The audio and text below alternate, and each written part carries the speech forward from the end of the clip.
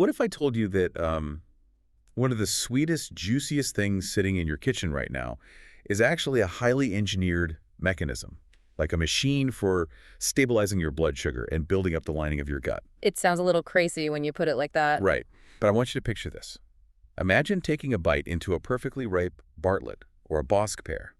Your teeth break through that really delicate skin, and immediately this incredibly fragrant juice just starts to drip down your hands. Oh, yeah. It's so messy, but so good. So delicious. And for a lot of us, it just tastes like pure sugar.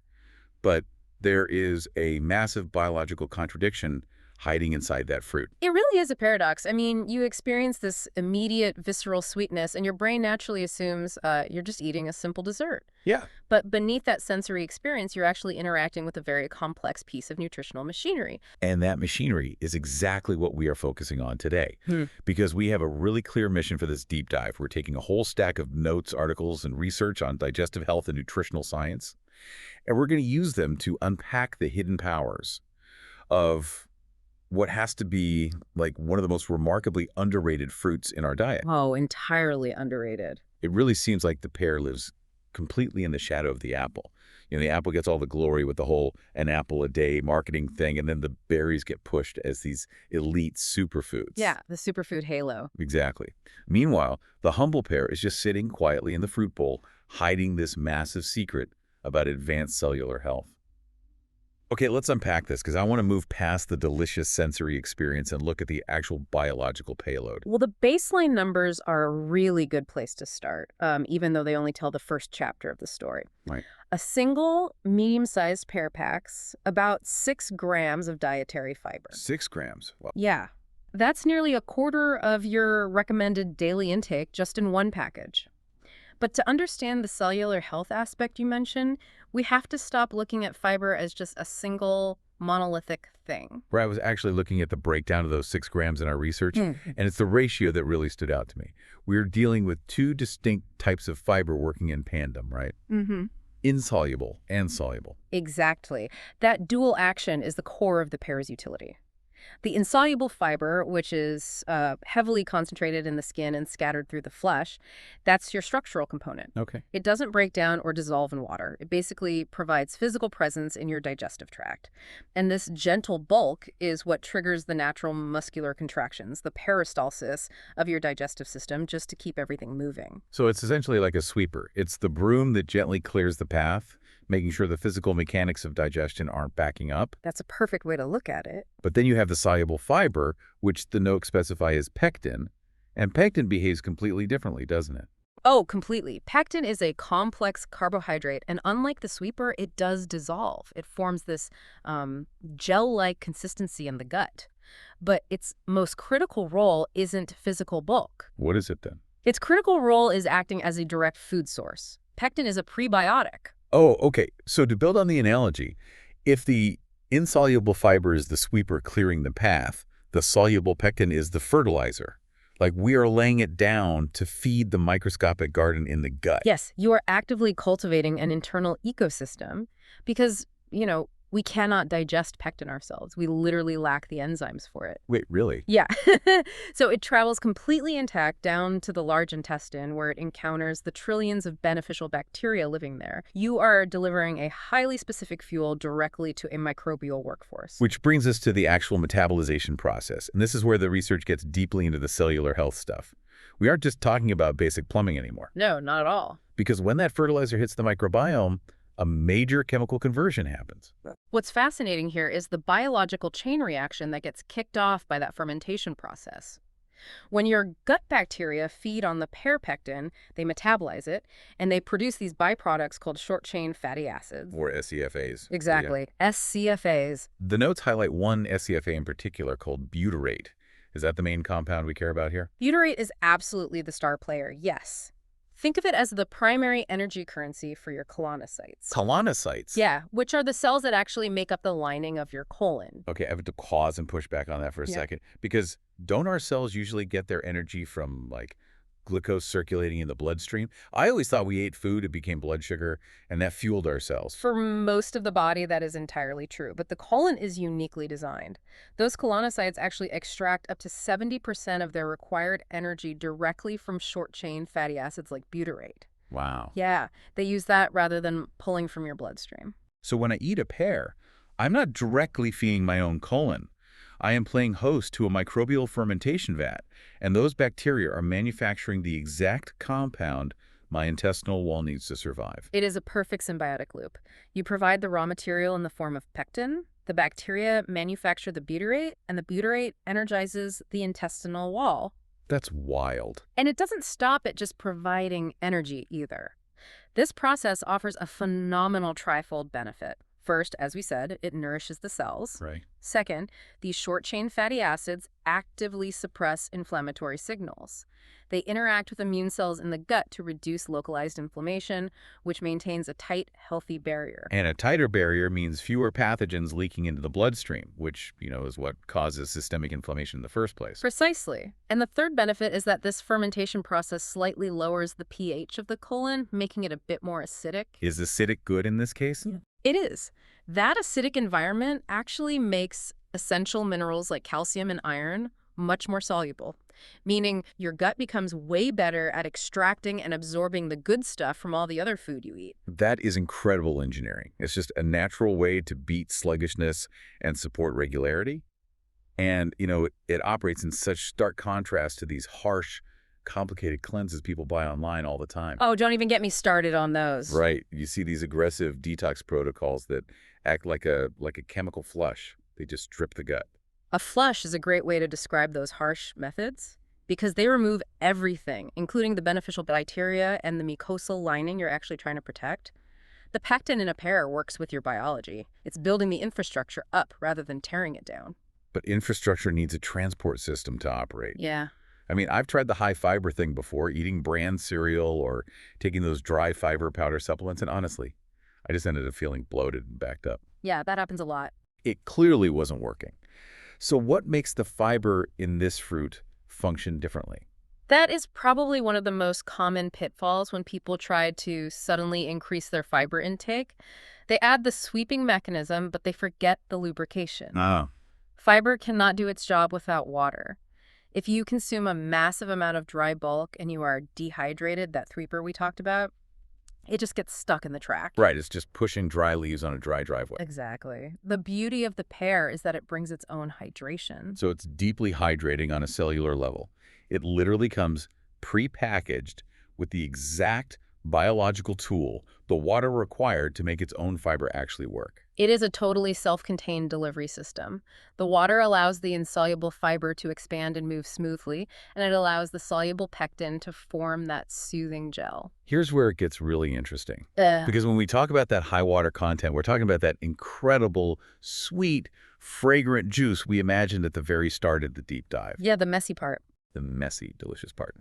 But I was looking at the glycemic index charts in our notes, and I was fully expecting pears to be up there with candy bars because they taste so intensely sweet. Yeah. But they actually rank surprisingly low on the glycemic index. It is deeply counterintuitive. You taste the sweetness and you naturally brace for a massive blood sugar spike followed by an energy crash. Right. But the glycemic index measures how quickly a food raises your blood glucose, and the pear's internal architecture totally prevents that rapid spike. My understanding from the research is that the fiber creates a sort of physical barrier.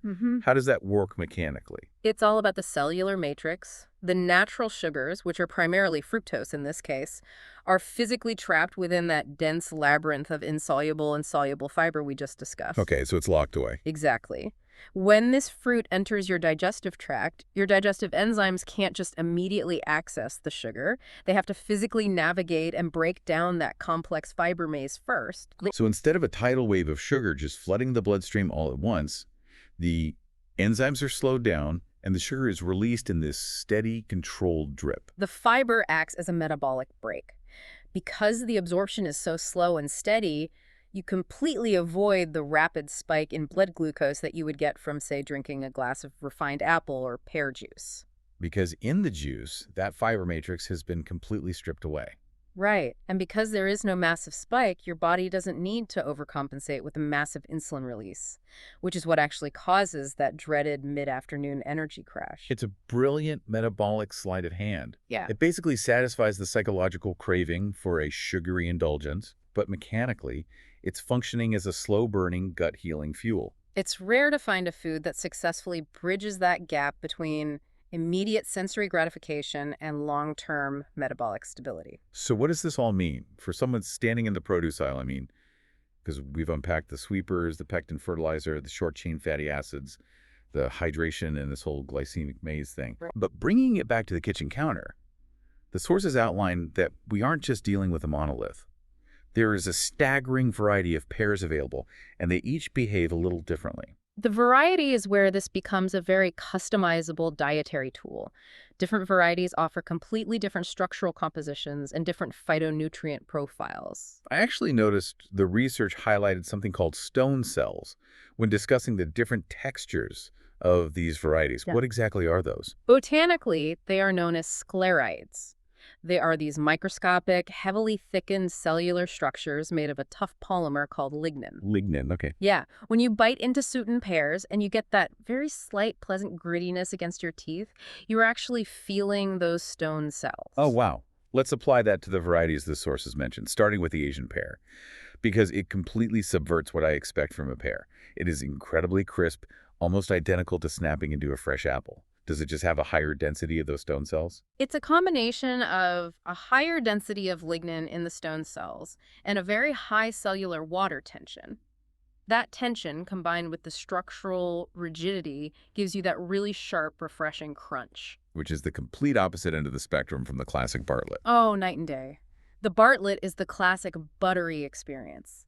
When a Bartlett is fully ripe, its cellular walls actually soften and break down much more readily than an Asian pear. Yeah, they get super messy. The flesh becomes so soft it almost dissolves on your tongue, yielding all that juice instantly. And then sitting somewhere in the middle is the Bosque, the elegant one with that beautiful russeted brownish skin. It has a much firmer, denser flesh than the Bartlett and a flavor profile that carries this distinct earthy warmth to it. Yeah, Bosque pears are fantastic. But beyond just texture, the notes point out that these different colors and skin types represent different phytonutrients. We throw the word phytonutrients around a lot in nutritional science, but essentially, these are the natural chemical compounds plants produce to protect themselves from environmental stress like UV rays or insects. Oh, so it's like a defense mechanism for the plant. Exactly. And when we consume them, they act as powerful antioxidants in our bodies. So the different colors literally indicate different chemical defense systems that we can absorb. You got it.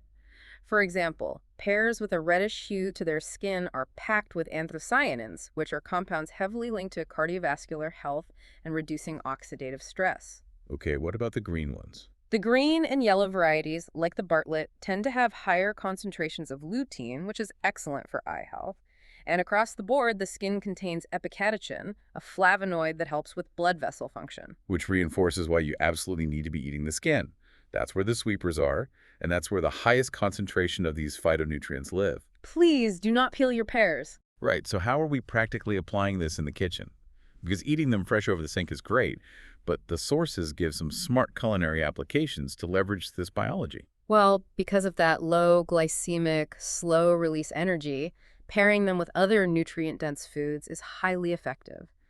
Slicing a crisp Asian pear or a soft Bartlett into your morning Greek yogurt is a perfect example. Oh, that makes total biological sense. You're taking the live probiotics, the factory workers, from the yogurt and combining them in the exact same bowl with the prebiotic pectin fertilizer from the pear. Exactly. You are delivering the microbes and their preferred food source simultaneously. It's brilliant. What about something savory? For a savory application, the sources suggest utilizing the structural integrity of the Bosque pear. Because it holds its shape so well when sliced, you can toss it into an autumn salad with walnuts and a sharp gorgonzola cheese. Oh, that sounds amazing. The earthy warmth of the Bosque against the salty funk of the gorgonzola and the crunch of the walnuts. And biologically, by adding the fats and proteins from the cheese and nuts, you are slowing down that digestive enzyme maze even further, completely blunting any remaining glycemic response. It just transforms a simple fruit into a robust, metabolically stabilizing meal. Eating for advanced cellular health doesn't have to feel clinical. It can be a highly elevated culinary experience. It completely changes the way I view that fruit bowl, honestly. Yeah, me too. If we connect this to the bigger picture, the core message embedded in all this research is fundamentally about the elegance of biological simplicity. Say more about that.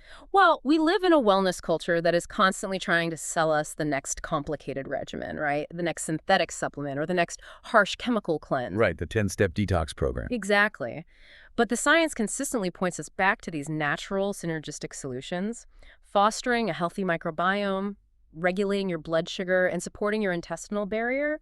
It doesn't require extreme aggressive measures. No. Sometimes the most scientifically profound intervention you can introduce to your body is as simple as letting a piece of fruit ripen on your counter. It's brilliantly simple. The engineering is already done for us. We just have to consume it. Yeah. But before we wrap up this deep dive, I want to leave you with one final thought to mull over, building on the cellular science we just explored. Okay, let's hear it. We established that the pectin in the pear acts as fertilizer for the friendly microbes in our gut. And we also just learned that each variety, the buttery Bartlett, the crisp Asian, the russet and Bosque, brings its own unique phytonutrients, antioxidants, and cellular textures to the table. Right. So think about this. If different phytonutrients and varying densities of lignin interact with our biology in subtly different ways, how might mindfully rotating the types of pears you eat over the course of a season uniquely diversify the actual species of friendly microbes thriving in your gut? Oh, that is a fascinating angle. Right. If your digestive tract is a microscopic garden, what happens to the ecosystem when you don't just use one type of fertilizer, but instead constantly mix up the chemical composition compared to just eating the exact same piece of fruit every single day? It's like crop rotation for your microbiome. Exactly. It really makes you wonder about the massive internal diversity we can engineer just by making slight adjustments to our grocery list. I love that. Thank you so much for joining us on this deep dive. Keep asking questions, keep looking at the science behind your food, and the next time you feel that sweet, fragrant juice drip down your hands, you will know exactly the kind of cellular magic you are performing for your body. Take care.